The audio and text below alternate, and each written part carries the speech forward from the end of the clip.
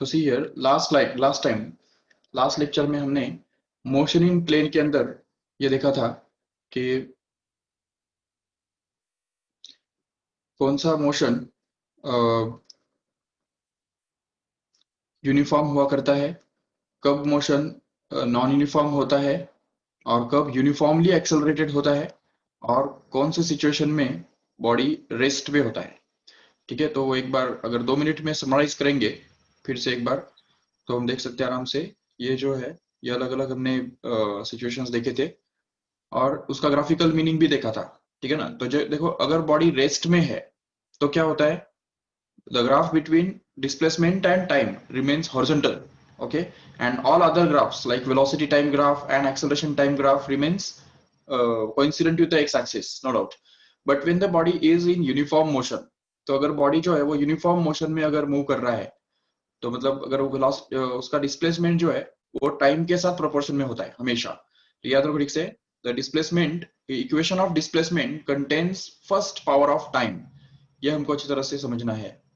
And उससे भी आगे जाके वेलोसिटी जो है, the velocity remains constant, that means velocity equation for velocity doesn't contain the एक टर्म ऑफ टाइम, तो टाइम का टर्म ही उसके अंदर नहीं होता है और उसका जो ग्राफ है वो हमेशा हॉरिजॉन्टल बनता है और उसमें एक्सेलरेशन जो है वो जीरो बनता है, acceleration is going to be zero and hence acceleration time graph remains the horizontal coincident with x axis, no doubt. When the body is uniformly accelerated, मतलब यहाँ पे जब वो बॉडी जो है वो उसका एक्सेलरेशन कांस्टेंट होता है, यूनिफॉर्मली एक्सेलरेटेड का मतलब ये होता है एक्सेलरेशन कांस्टेंट, याद रखो ठीक से। And in that case the displacement is proportional to time square and hence the graph between the displacement and time remains curved one, like this bend one, and then the velocity is proportional to the time। देखो यहाँ पे displacement is proportional to time square but velocity is proportional to time only, single power of time, and acceleration remains constant, and that's why the velocity time graph is just like a straight line passing through origin and increasing or decreasing depending upon the velocity is positive or negative, and sorry, acceleration is positive or negative, and acceleration time graph remains constant throughout. Remember, in this case, the acceleration time graph will be constant, and expression for acceleration will not include any term of time. तो time t वाला term उसके अंदर होगा ही नहीं, pure ही constant होगा वो बिल्कुल। और फिर नॉन यूनिफॉर्मली एक्सेलरेटेड मोशन ऐसा हम कब बोलते हैं, जब acceleration itself contains the equation of time, मतलब acceleration contains the term of time.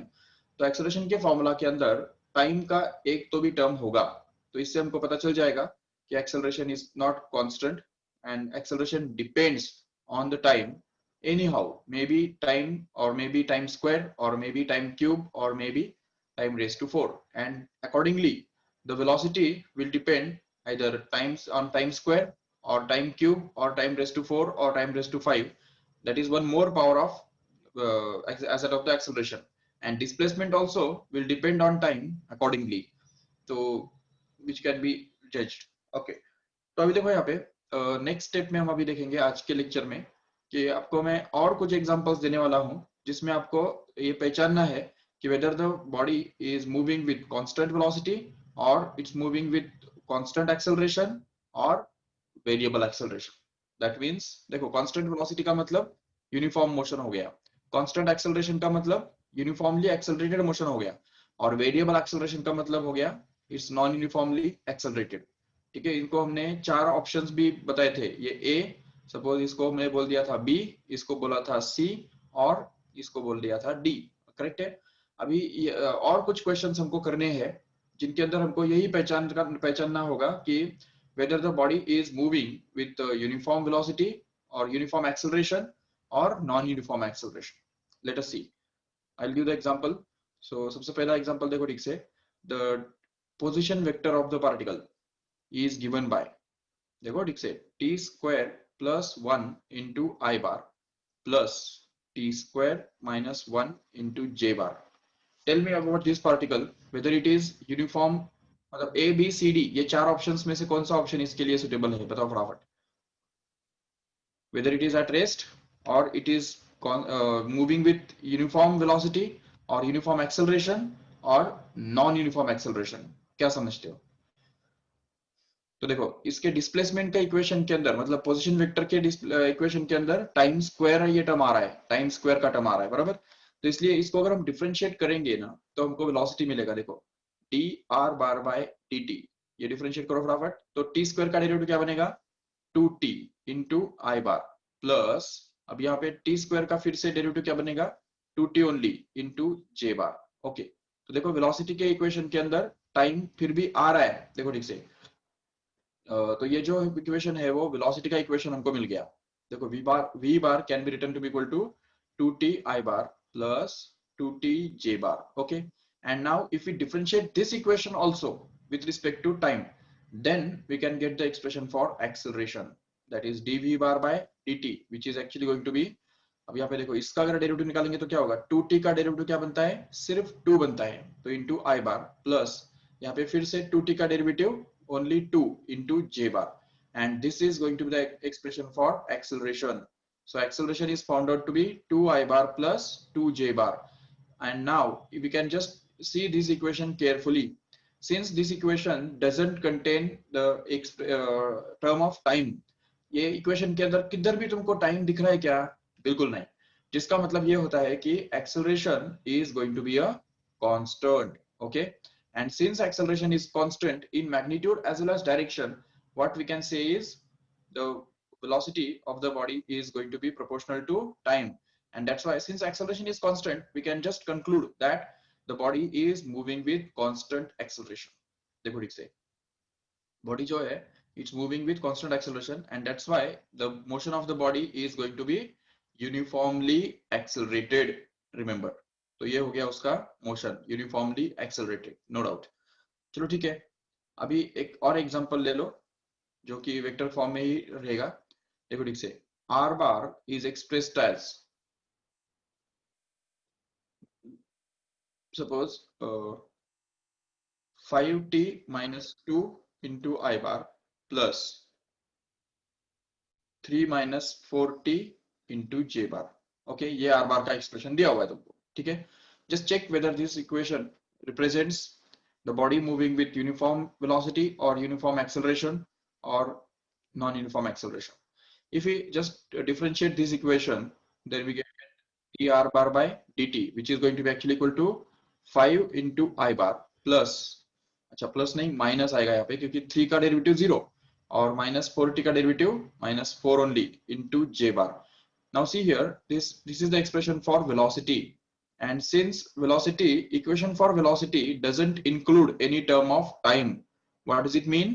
Velocity itself is going to be a constant one, and since the velocity is constant, obviously its derivative will be 0, and hence we can say that acceleration is going to be 0, and the motion in which velocity remains constant and acceleration remains 0 is called as the uniform motion. So we can say that the body moves with uniform motion. So the motion of the body is uniform one. That's it. ये हमने conclude कर लिया। बिल्कुल, देखो कितना simple है। अगर suppose हमको आर बार का एक्सप्रेशन दिया हुआ है, R bar which is going to be 1 minus t cube into I bar plus 2t minus t raised to 4 into j bar. अभी क्या करेंगे बताओ, क्या बोल सकते हो यहाँ पे, what is the type of motion of the body? We'll see dr bar by dt, निकालो फटाफट डेरिवेटिव इसका। तो इससे हमको वेलोसिटी मिलेगा, कितना मिलेगा वो, 1 का डेरिवेटिव 0, तो 0 माइनस टी क्यूब का डेरिवेटिव 3t स्क्वायर, करेक्ट है। सो ये 3t स्क्वायर इंटू आई बार प्लस, अब यहाँ पे 2t का डेरिवेटिव आएगा 2 माइनस t रेज टू 4 का डेरिवेटिव बनेगा 4t cube into J bar as it is, so that we can get the expression for velocity to be minus 3t square into I bar plus 2 minus 4t cube into j bar, so that इसके अंदर equation के अंदर time है, ठीक है। तो अभी कुछ कंक्लूजन नहीं निकाल सकते हैं। चलो let us differentiate it once again so that we get this dv bar by dt which is actually going to be, अभी minus 3t square का डेरिवेटिव क्या आएगा, -6t आएगा into J I bar I series plus, अब यहाँ पे क्या आएगा 0 माइनस, अभी 4t cube, 4 is a constant out, and t cube का डेरिवेटिव आएगा 3t square, right. So you can write it as 12t square into j bar as it is, so that we can get the expression for acceleration, which is actually going to be minus 6t into I bar minus 12t square into j bar. And as we can see that this acceleration expression for acceleration includes the term in time. तो इस expression के अंदर time है, इसका मतलब जैसे ही time दौड़ेगा, time जैसे change होगा तो एक्सेलरेशन भी तो चेंज होगा, बिल्कुल। तो इसका मतलब acceleration is variable, acceleration is not a constant one, and since acceleration is variable, we can say that this motion is non-uniformly accelerated one. Correct है? Non-uniformly accelerated motion, no doubt. And if suppose the motion is of this type, r bar is going to be suppose t I bar plus t j bar. अभी बताओ क्या होगा? ठीक है, देखो ठीक से, are bar is equal to t i bar plus t j bar, तो मतलब इसका वेलोसिटी का एक्सप्रेशन क्या बनेगा बताओ? Just differentiate it once again so that we get this I bar plus j bar simply, which is a constant one. And since velocity is constant, acceleration will be zero, and hence we can say that this motion is a velocity is constant, मतलब uniform motion हो गया कि नहीं वो? So it is going to be a uniform motion. Okay, so it is that simple. So we can see simply. Okay और इससे भी आगे जाके अगर समझो जो डिस्प्लेसमेंट है आर बार जो है, आर बार अगर ऐसा दिया है 5 i bar plus 2 j bar, तो क्या उसका मतलब हुआ the body is at rest. समझा कैसे? क्योंकि 5 i bar plus 2 j bar is itself is a constant, right? And since r bar is constant, if we find its derivative then we'll get zero answer. That means the velocity is going to be zero, no problem, and acceleration is obviously going to be zero, and that's why we can say that the body is at rest. Okay तो ये चलो, ये तो हमने आई बार और जे बार के form में अगर एक्सप्रेशन दिया है आर बार का, तो उससे हम पहचान सकते हैं कि बॉडी रेस्ट में है या मोशन में है। बट अभी हम थोड़ा प्रैक्टिस करेंगे ग्राफ्स के ऊपर से पहचानने का। ठीक है, अभी मैं तुमको ग्राफ्स दूंगा और वो ग्राफ से तुमको पहचान के दिखाना है कि whether the body is moving with uniform acceleration और यूनिफॉर्म वेलोसिटी और uniform non uniform acceleration. Okay देखो ठीक से, सबसे पहली बात कि अगर graph between velocity and time is a constant one, what type of motion it is? दूसरा हम देखेंगे suppose graph between velocity and time is going to be a straight line like this. तीसरा ग्राफ हम देखेंगे graph between velocity and time once again is going to be a straight line like this. What can we conclude from these three? अब देखो velocity जब constant है तो ये कौन से टाइप का मोशन है? देखो हमने अभी भी देखा था कि जब भी वेलोसिटी कांस्टेंट हुआ करता है, याद होगा आपको, ये देखो, सॉरी,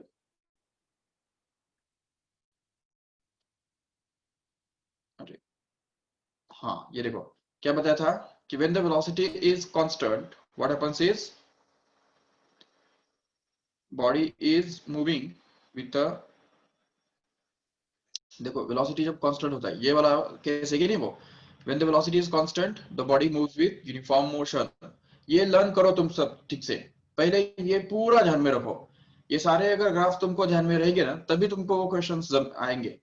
देखो ठीक से, displacement is what happens in uniform motion, displacement is proportional to time, so displacement time graph remains a straight line, increasing one, correct है, or decreasing one also maybe, but it should not be the constant one. अगर displacement और time के बीच में graph जो है वो अगर ऐसा horizontal बन गया तो इसका मतलब क्या हुआ कि it is going to be a body at rest. Okay, so it will be a body at rest. Okay, but if suppose displacement time graph is increasing or decreasing straight line like this, then we can say that the displacement is proportional to time and hence it is a uniform motion. Okay, in uniform motion velocity time graph remains a horizontal like this. Okay, ये graph बनता है velocity और time के बीच में, और acceleration time graph जो है वो सोया हुआ रहता है एक्स एक्सिस के ऊपर, राइट? और दूसरी बात, यूनिफॉर्मली एक्सेलरेटेड मोशन के अंदर क्या होता है, displacement time graph becomes curved like this. Okay, and velocity time graph remains increasing straight line in this way or maybe decreasing also, but it should be, it should not constant like this. अगर वो constant है तो वो तो ये type का motion हो गया कि नहीं, यूनिफॉर्म मोशन हो गया। इसलिए ये नॉन यूनिफॉर्मली एक्सेलरेटेड मोशन के अंदर वेलोसिटी जो है वो हमेशा या तो इंक्रीज होता है या तो डिक्रीज होता है, और वो भी स्ट्रेट लाइन के हिसाब से। with respect to time. An acceleration time graph remains a horizontal like this, okay, which shows that it's constant. Okay, so that's the uniformly accelerated motion. और नॉन यूनिफॉर्मली एक्सेलरेटेड मोशन के अंदर क्या होता है, तो हमने ये देखा कि नॉन यूनिफॉर्मली एक्सेलरेटेड मोशन के अंदर एक्सेलरेशन और टाइम के बीच में जो ग्राफ है वो कांस्टेंट नहीं रहता है ऐसे, तो वो या तो इंक्रीजिंग हो सकता है या तो डिक्रीजिंग भी हो सकता है, no problem, but it's not a constant one. And because of that, the velocity time graph becomes curved and displacement time graph becomes still curved, steeply curved in this way. तो ये हम समझ सकते हैं आराम से. ये सब चीजें अगर याद रखते हो तो हमको ये क्वेश्चंस जो है वो बहुत इजी हो जाएंगे. ये देखो ठीक से, अब यहाँ पे क्या दिया हुआ है, सबसे पहला वाला जो ग्राफ है तो उसके अंदर क्या है बताओ, velocity is constant, right. Velocity किस में कांस्टेंट होता है, यूनिफॉर्म मोशन के अंदर कांस्टेंट होता है, इसलिए इसको हम बोल सकते हैं the motion is uniform. Okay, then again velocity time graph is actually increasing straight line, बराबर. तो इसका मतलब velocity is directly proportional to time. What when this happens, it happens in case of uniformly accelerated motion in which acceleration is constant, remember, and that constant is actually the slope of this graph. अब देखो ये increasing वाला जो straight line होता है इसका मतलब क्या है कि इधर का वेलोसिटी, तो ये कम मतलब पहले वाला इनिशियल वेलोसिटी जो है इसको अगर हम t1 बोल देते हैं सपोज, और यहाँ पे अगर सपोज t2 है, तो t1 वाला जो वेलोसिटी है v1 उसको हम बोल सकते हैं, और t2 वाला जो वेलोसिटी है उसको हम v2 बोल सकते हैं. तो यहाँ पे क्या है ना कि ये जैसे हम टाइम में आगे बढ़ते हैं तो वेलोसिटी भी बढ़ रहा है, राइट. तो इसलिए हम बोल सकते हैं यहाँ पे कि velocity is increasing as time increases, and that's why we can say that when the velocity increases with respect to time, it means that acceleration is positive, correct है. तो यहाँ पे हम बोलेंगे acceleration positive है. लेकिन जब यहाँ पे velocity decrease हो रहा है, ठीक है ना, यहाँ पे डिक्रीज कैसे, क्योंकि देखो ये t1 अगर इसको बोल देंगे और इसको अगर हम t2 बोल देंगे सपोज यहाँ पे जो है, तो इसमें t1 का जो वेलोसिटी है वो ज्यादा था, ये देखो इसको हम v1 बोल सकते हैं, और t2 के ऊपर जो वेलोसिटी उसका है वो तो कम हो गया. तो इसका मतलब जैसे अब टाइम बढ़ा आगे तो उसकी वजह से क्या हुआ, वेलोसिटी कम हो गया. So velocity decreases as time increases, and in that case what we can say is the acceleration is negative. So whenever the velocity increases with respect to time, the acceleration remains positive. But when the velocity decreases with time, the acceleration becomes negative. So whenever the acceleration is positive, the graph between velocity and time is always going to be a straight line which is increasing, either maybe passing through origin or may not be passing through origin, but it will be increasing compulsorily this way. But whenever the acceleration is negative, what happens is the graph between velocity and time becomes a straight line, but it will be decreasing like this. Maybe passing through origin or may not be passing through origin, but it will be decreasing like this. तो ये सारे जो graphs है वो negative acceleration वाले graphs है.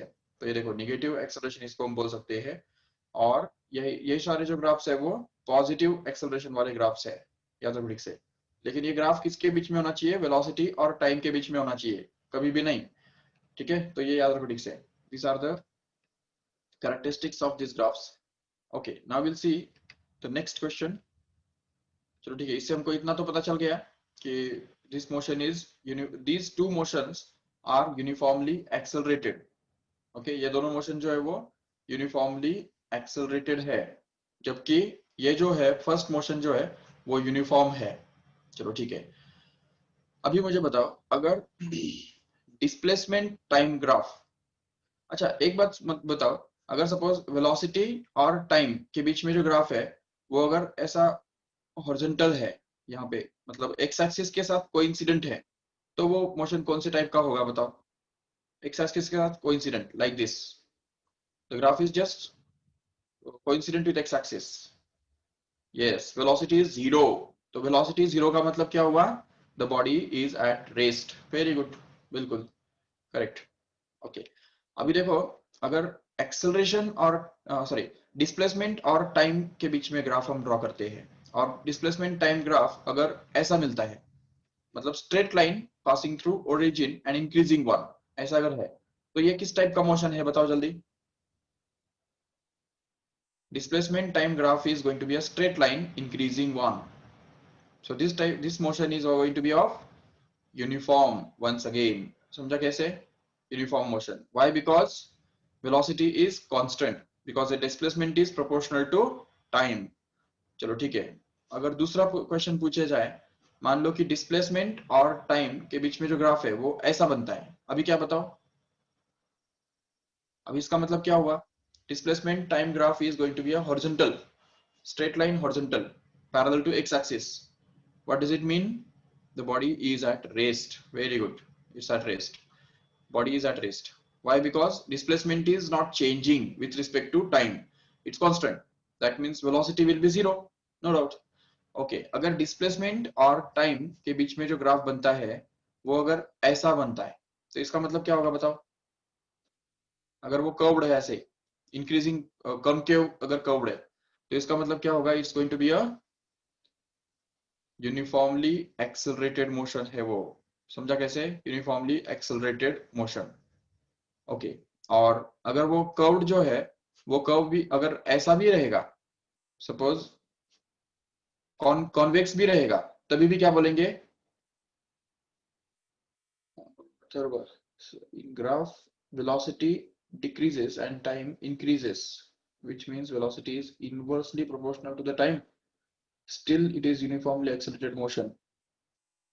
Okay. See here, Atharva is asking a simple question that in this case, velocity is increasing and time is increasing. ये graph के अंदर क्या हो रहा है कि वेलोसिटी जो है वो टाइम के साथ इंक्रीज हो रहा है। चलो ठीक है, तो इसलिए हम बोल सकते हैं कि यहाँ पे velocity is directly proportional to the time. Okay. अब यहाँ पे हम देख रहे हैं कि as time increases velocity decreases. Okay. Does it mean that the velocity is inversely proportional to the time and hence the motion should not be uniformly accelerated one?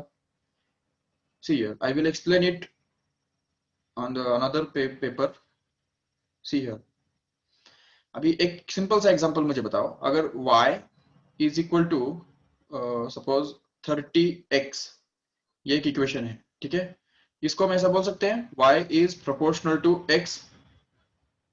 Yes बिल्कुल, क्योंकि यहाँ पे y और x के बीच में जो graph बनेगा वो एक्चुअली ऐसा बनेगा, ये देखो इंक्रीजिंग स्ट्रेट लाइन बनेगा।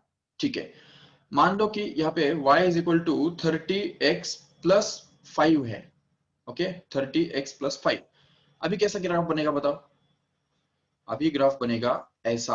तुमने स्ट्रेट लाइन में ऑलरेडी पढ़ा है, ये भी तुम्हारा स्ट्रेट लाइन हुआ है, तो उसके अंदर तुमने पढ़ा होगा कि whenever the equation of line is like y is equal to mx plus c, so this equation is represents a line, but that line is not passing through origin, but it is cutting the y-axis at this point c here।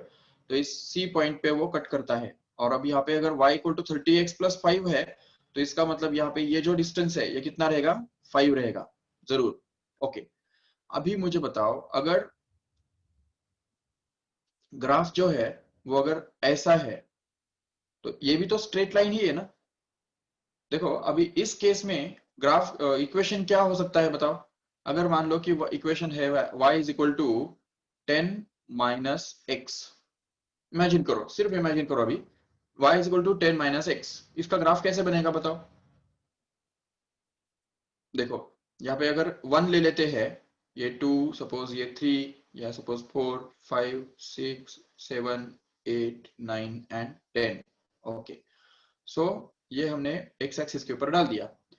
इधर भी 1, 2, 3, 4, 5, 6, 7, 8, 9, 10।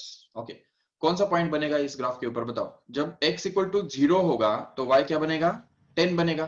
तो 0,10 point is going to be there on the graph. ये graph पे point आएगा जरूर। Put x equal to 1 here in this equation. Here ये point तो हमने ले लिया 10 वाला। चलो ठीक है, अभी यहाँ पे x के बदले 1 डाल दो तो क्या आएगा? y इज इक्वल टू 9 आएगा कि नहीं? तो देखो 1,9 पॉइंट विल बी देयर। तो देखो ये 1,9 यहाँ पे आ गया पॉइंट, राइट?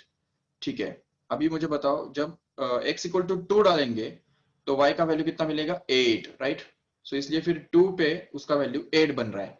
3 पे क्या बनेगा उसका वैल्यू? 7, 4 पे 6, 5 पे 5, देन 6 पे 4 and 3, so on up to like this. So if we join all such points on the graph here, then we can get a straight line. ये देखो, ये ऐसा एक straight line हमको मिल जाएगा अगर हमने ये सारे पॉइंट्स ज्वाइन किए नहीं, तो हमको एक सिंपल सा स्ट्रेट लाइन मिलेगा ऐसा। अभी इसमें भी तो देखो क्या हो रहा है, जैसे x बढ़ता जा रहा है तो वैसे वैसे क्या हो रहा है, y तो घटता जा रहा है, बराबर। तो अगर y x इंक्रीज होने की वजह से y घटता है, तो इसका मतलब हमेशा ही y inversely proportional to x होता है, ऐसा नहीं है। हाँ, अगर y is equal to 100/x है, तो तभी भी क्या होगा, x जैसे बढ़ेगा तो वैसे वैसे y डिक्रीज होगा। लेकिन अगर x इंक्रीज हो रहा है और उसकी वजह से y डिक्रीज हो रहा है, तो इसका मतलब जरूरी नहीं है ना कि हमेशा y is equal to y inversely proportional to x ही होना चाहिए। नहीं, ये y जब यहाँ पे ऐसा होता है, ये देखो ये इक्वेशन देखो एक बार ठीक से, y is equal to 10 - x। अभी इसमें जैसे x बढ़ रहा है, अगर x का वैल्यू 2 से 3 बन गया, तो y का वैल्यू क्या होगा, 8 से 7 बन जाएगा।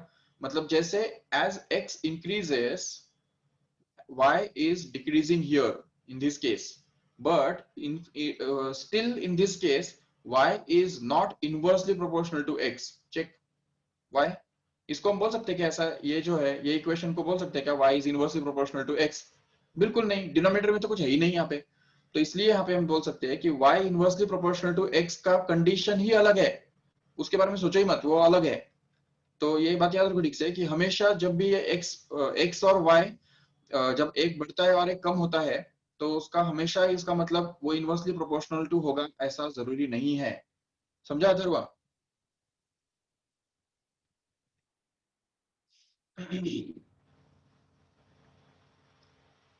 ओके, तो इसलिए उसका मतलब अगर y x इंक्रीज होने के साथ साथ अगर y घटता है, तो इसका मतलब y इक्वल टू 10 - x भी तो हो सकता है, और ये तो सीधा लाइन का इक्वेशन बनता है। जब y इक्वल टू 10 - x है, तो इसका मतलब वो इक्वेशन लाइन का इक्वेशन बनता है, और फिर भी उस केस में हम बोलेंगे it is going to be a uniformly accelerated motion, no doubt. Yes, okay. तो अब यहाँ पे ये भी यूनिफॉर्मली एक्सेलरेटेड मोशन है, और ये भी यूनिफॉर्मली एक्सेलरेटेड मोशन ही है, क्योंकि वो स्ट्रेट लाइन है। स्ट्रेट लाइन मतलब उसके अंदर टाइम का पावर कितना रहेगा, 1। Okay, degree of that equation will be 1। Okay, चलो ठीक है।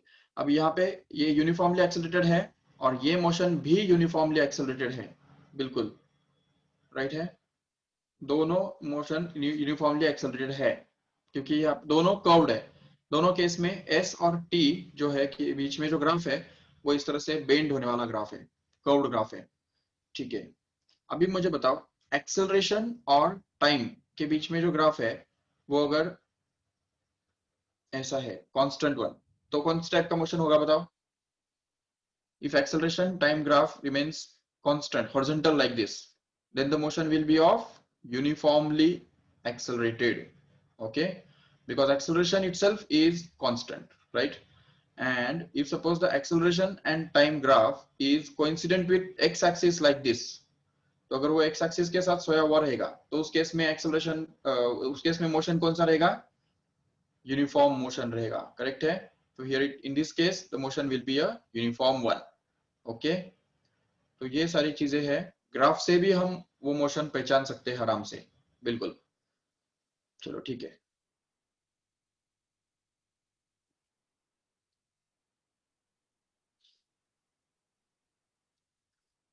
Okay, now we'll see the next topic in this section, that is about the relative velocity. See here, what do you mean by relative velocity is, तो अभी देखो simple सी concept है यहाँ पे। Relative velocity का मतलब क्या, देखो अगर मान लो कि एक बॉडी जो है, ये बॉडी ए है सपोज, और दूसरा एक बॉडी हमारे पास है बी सपोज, ठीक है।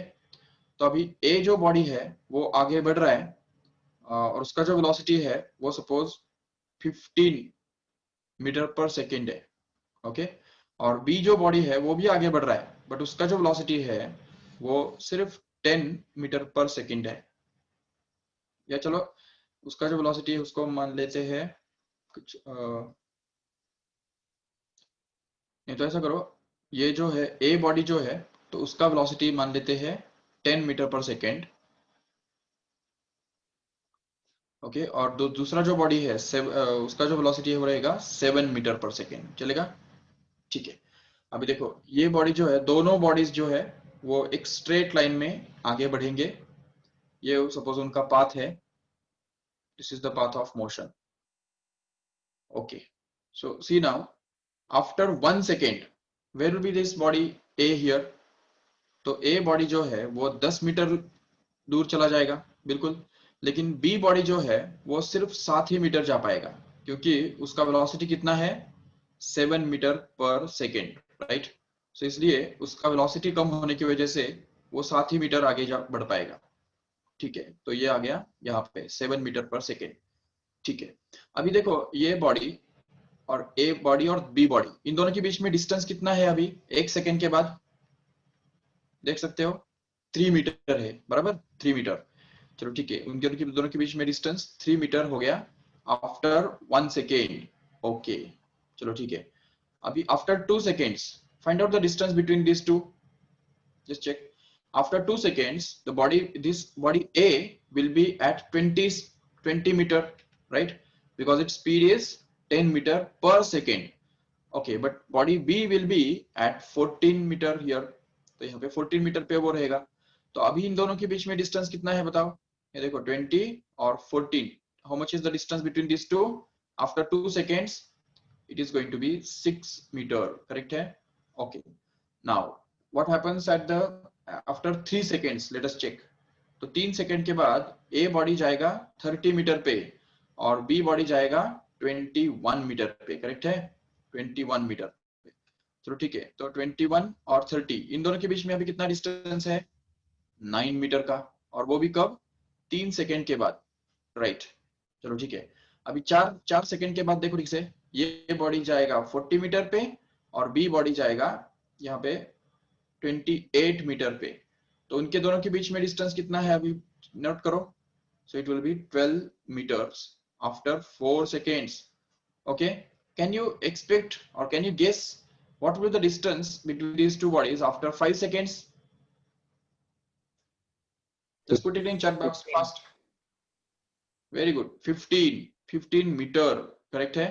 after 6 seconds we can just verify here, यहाँ पे हम वेरीफाई भी कर सकते हैं। देखो यहाँ पे 5 सेकंड के बाद ये 50 मीटर जाएगा और 7 मीटर पर सेकंड स्पीड से ये 5 मीटर के बाद कितना? 35 मीटर जाएगा, राइट? तो 35 और 50 इन दोनों के बीच में देखो डिस्टेंस कितना है? 15 ही तो है। 6 सेकंड के बाद क्या होगा? देखो ये बॉडी जाएगा 60 पे और ये बॉडी आएगा 42 पे। तो 42 और 60 again how much is the distance? 18। Check.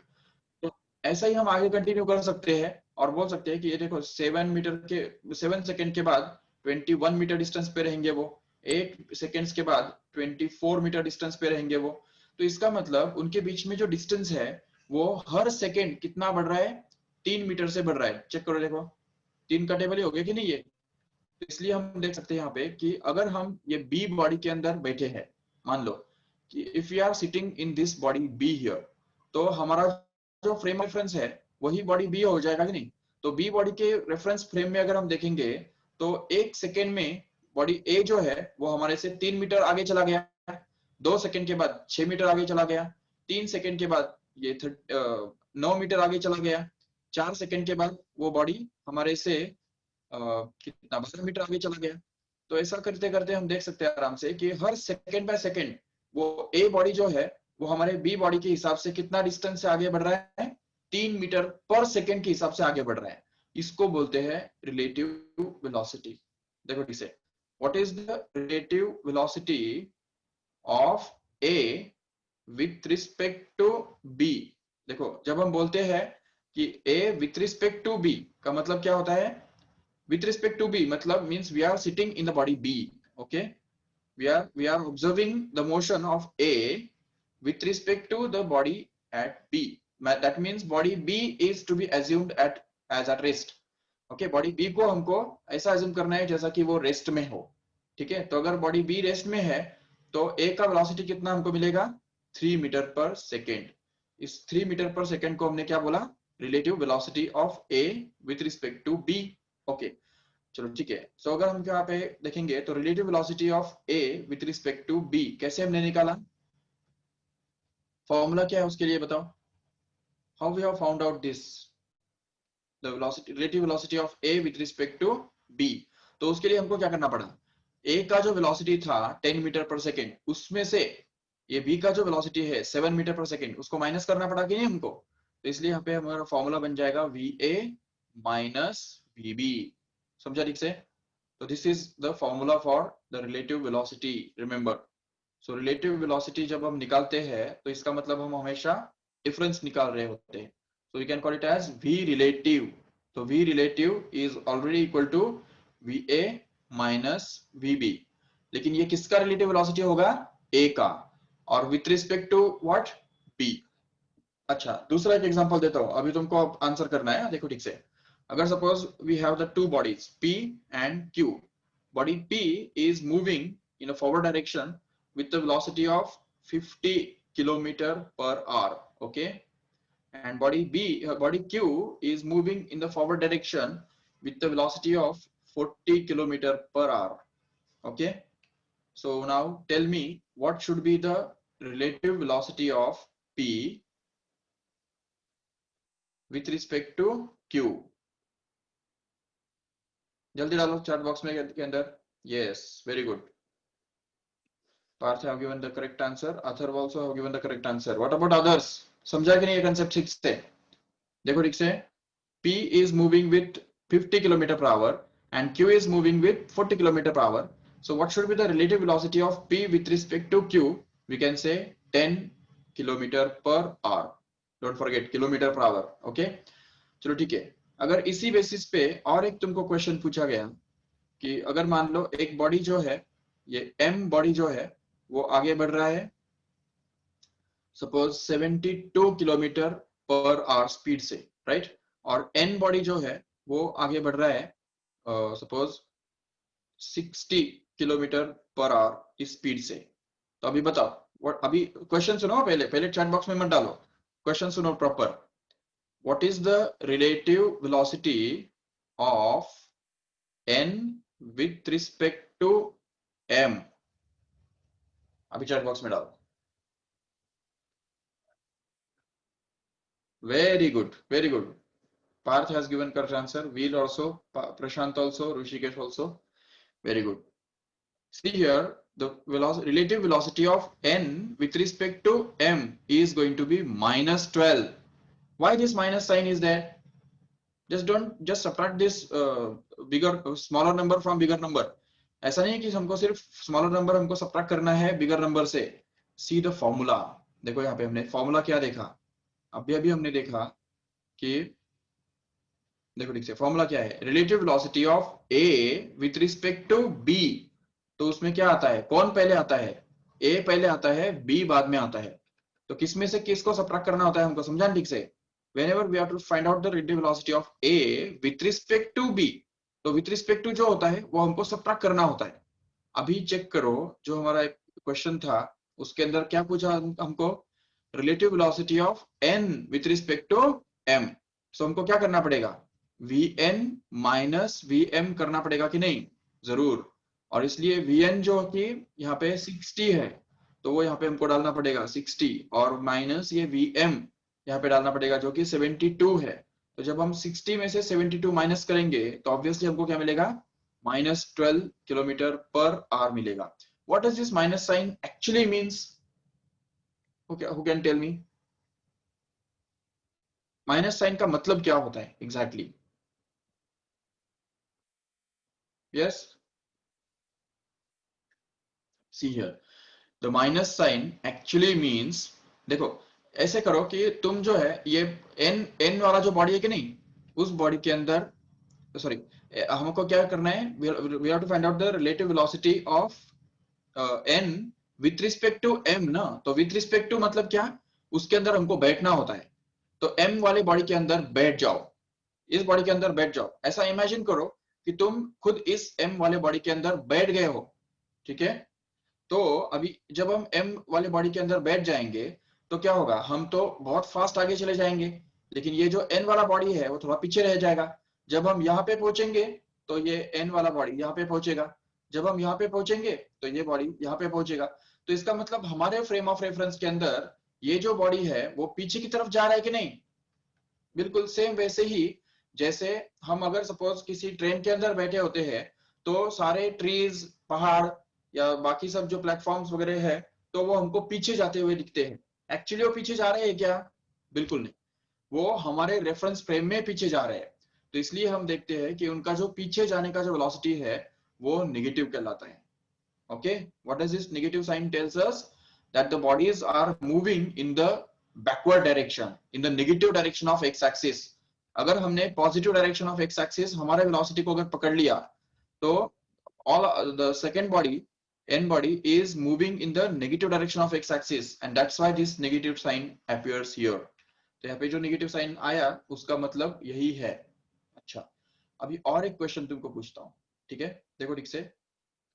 Suppose we have two bodies once again, and suppose the first body is moving with the 20 meter per second velocity, and the second body is moving in the same direction with the 1 kilometer per 1 meter per second velocity. Okay, what would be the relative velocity of, ये इसको हम बोल देंगे चाहिए तो c और इसको बोल देंगे d. ओके, तो relative velocity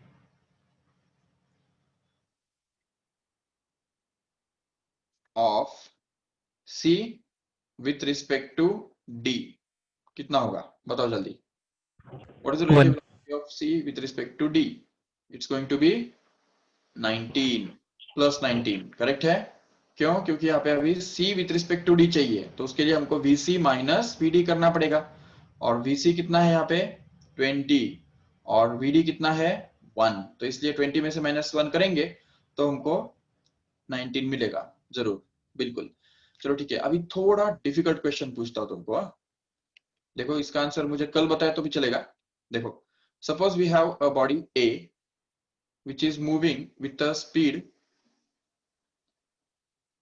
20 meter per second, okay, and suppose there is another body b which is situated at a very large distance from this a here, okay, ये बॉडी b है suppose, और ये इनके दोनों के जो बीच में डिस्टेंस है वो है मान लो 6000 या 600 मीटर, ओके, 600 मीटर का इतना डिस्टेंस है इनके बीच में, ठीक है। और बी बॉडी जो है वो इस तरफ मूव कर रहा है 30 मीटर पर सेकेंड स्पीड से, ओके। देखो ठीक से, A is moving with 20 metre per second and B is moving with 30 metre per second. Now the question here is that what is the relative velocity of B with respect to A. Okay, समझा question क्या है? We want to find out the relative velocity of B. नहीं तो ऐसा करो, चलो relative velocity of A with respect to B निकालो। Okay, relative velocity of A with respect to B. How much it is? Just try to find it out. Anybody?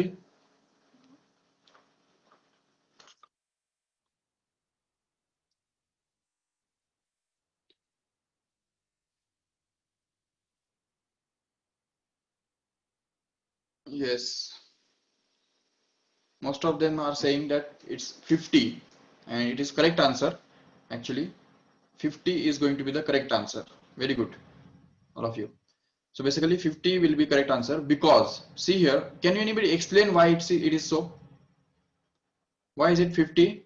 Because see, when after 1 second we'll see this body will move 20 meter in the right direction, right? And this body at the same time in the same 1 second will move 30 meter in the left direction. So the distance between these two bodies will just reduce by 50 actually. अभी इन दोनों के बीच में distance कितना होगा पता है? वो 550 रहेगा। 550 क्यों? क्योंकि इधर से 30 कम हो गया और इधर से 20 कम हो गया, तो टोटल जो पहले डिस्टेंस इनके बीच में 600 था तो वो 550 बच गया, क्योंकि इधर से 20 कम हो गया, इधर से 30 कम हो गया, मतलब टोटल 50 कम हो गया कि नहीं? बिल्कुल। Okay, see what happens after 1 second. One more second, एक और सेकेंड के बाद क्या होगा, ये बॉडी जो है वो 40 पे आ जाएगा, और इधर से क्या होगा, ये बॉडी 60 मीटर डिस्टेंस ट्रैवल करके आपके सामने आएगा। तो अभी 40 इधर से और 60 इधर से, तो टोटल डिस्टेंस कितना कम हो गया, 100 से कम हो गया। मतलब अभी कितना डिस्टेंस उनके बीच में बचा हुआ है, तो 500 मीटर डिस्टेंस उनके बीच में बचा हुआ है। तो इसका मतलब हर सेकेंड बाय सेकेंड इनके बीच में जो डिस्टेंस है वो कितना कम होता जा रहा है। देखो एक सेकेंड के अंदर 50 मीटर से कम हो गया, दूसरे सेकंड के अंदर और 50 मीटर से कम हो गया, मतलब 100 मीटर से कम हो गया टोटल। तो इस तरह से हम देख सकते हैं कि जो डिस्टेंस इनके बीच में है वो 50 मीटर से कम होता जा रहा है हर सेकेंड बाय सेकेंड। तो इसीलिए यहाँ पे देख सकते हैं कि each second the distance is reducing by 50, and that's why the relative velocity is going to be 50. But how can we obtain that, वो हमको मिलेगा कैसे। तो उसके लिए हमको क्या करना पड़ेगा, देखो if you want to find out the relative velocity of VA with respect to VB, then we will have to consider VA minus VB. But actually see here, VA is going to be 20, no doubt. But what is this VB here? तो VB जो है वो opposite direction में होने की वजह से उसको हमको -30 बोलना पड़ेगा, -30. And when we do these calculations, then we get this 20 minus of minus plus 30, which make it 50 as a expected answer. समझा क्या ठीक से। तो रिलेटिव वेलोसिटी जो है तो वो हमको 50 मिला, क्यों, क्योंकि A and B are already traveling in the opposite direction, and whenever these two bodies are traveling in opposite direction, we have to consider the velocity of one of them as positive and the other one as negative. And when we subtract the two things out of which one is positive and one is negative, obviously the answer is going to be a sum of these two. So that's why we have this added up these two, 20 and 30, and got this 50 here. Okay, तो यहाँ पे ये बात याद रखो ठीक से कि this is the concept of relative velocity. We will just elaborate this concept in more detail in tomorrow's lecture. Okay, तो कल के लेक्चर में हम ये कंसेप्ट और ज्यादा डीप में देखेंगे। चलो ठीक है, सो तब तक के लिए ये टॉपिक्स रिवाइज करके रखो ठीक से, so that we can continue tomorrow. Okay, we'll just end this lecture now. हाँ, आज के लेक्चर थोड़ा शफल हुआ एक्चुअली। आज अभी ज्ञानेश्वर सर का केमिस्ट्री का लेक्चर था, बट वो उनको हॉस्पिटल में थोड़ा ज्यादा पड़ा, इसलिए उनका लेक्चर के बदले मेरा लेक्चर मैंने लगाया। और अभी नेक्स्ट लेक्चर का मैथ्स का है, कपिल सर का। ठीक है, next lecture will be of mathematics 4 बजे। अभी 4-5 मिनट बाकी है, तो जल्द से एंड करके जल्द से ज्वाइन करो। Okay, bye bye.